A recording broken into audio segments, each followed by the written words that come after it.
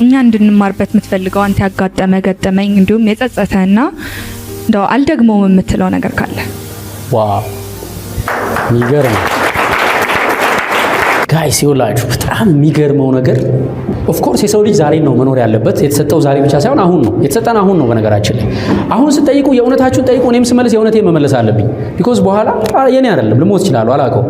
ስለዚህ የመጨረሻ ቃሌ እንኳን ቢሆን የመድረክ የመጨረሻው ልቤ ውስጥ ያለውን ተናግሬ ነው መሄድ ያለብኝ።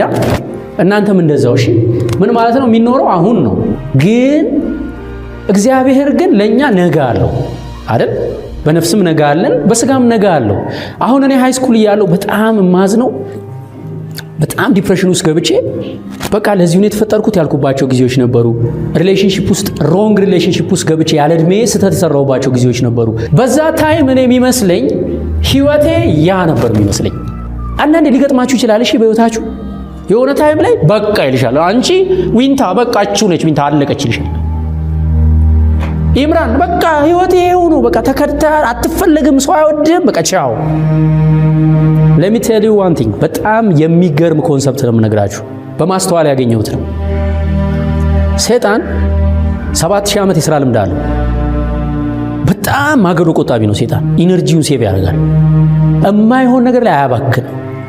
እሺ ለምሳሌ ኦሬዲ የተሳሳተን ሰው ሰይጣን አያሳስትም፣ አይደክምም።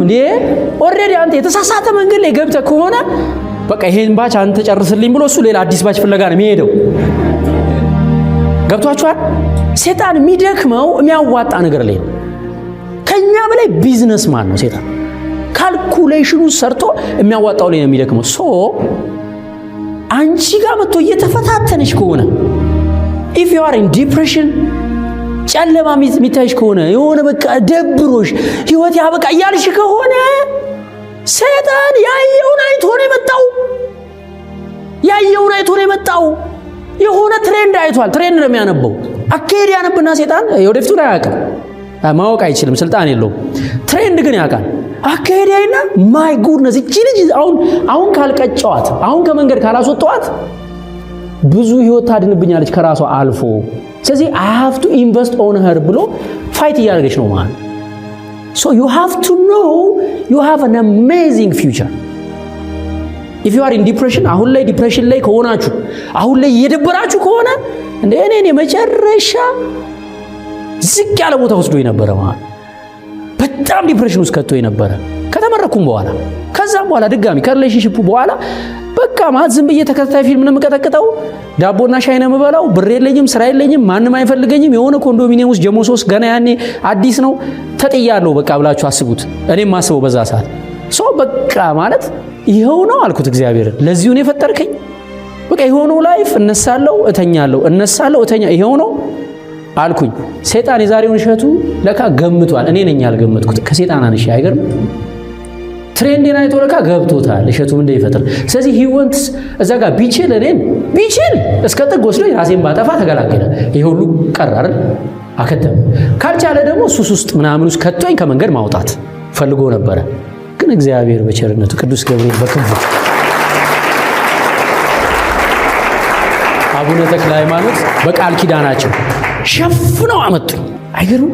ይሄን ሁሉ ስኬት ያየ ሰው ለእናቶች ፓራላይዝድ ልጅ ያላቸው የማይበላ የማይጠጣ የማይጸዳዳ በራሱ የማይንቀሳቀስ ፓራላይዝድ ልጅ ያላቸው እናቶች አሉ፣ በጣም ብዙ።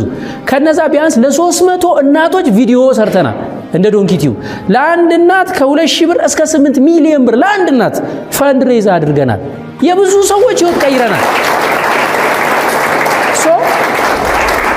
አሁን እዛ ጨለማው የነበረው አሁን ቀድሜ ነገርኳችሁ የአዲስ ዩኒቨርሲቲ ሲኗን አስቧት። በፍቅር ተከድቼ ተመትቼ ምናምን በቃ የመጨረሻ ማረባና ማልጠቅም ሰው ጨለማ ነው፣ ግቢው ጨለማ ነው፣ ውስጤ ጨለማ ነው።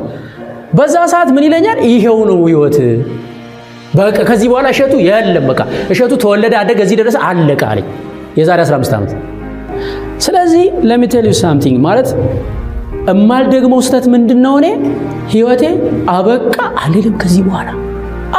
አሁን ይሄንን ወሬ አውርቼ ስወጣ ምን እንደሚገጥመኝ አውቃለሁ?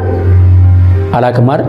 ያለኝን ስጋዊ ነገር በሙሉ ላጣ እችላለሁ፣ ጤናዬንም ላጣ እችላለሁ። ከዛ በኋላ ዝቅ ያለ ቦታ ድጋሚ ልወድቅ እችላለሁ። ግን አሁን እንደ ድሮ በቃ ይሄው ነው የእሸቱ ህይወት ምን ይመስልሻል አልልም። ቢኮዝ አይቻለሁ ባይኔ። ስለዚህ ይሄው ነው ህይወቴ በፍጹም እንዳትሉ። እግዚአብሔር ለእናንተ ሁሌ የተሻለ ነገር አለው። እግዚአብሔርን ተስፋ አድርጉ። አመሰግናለሁ።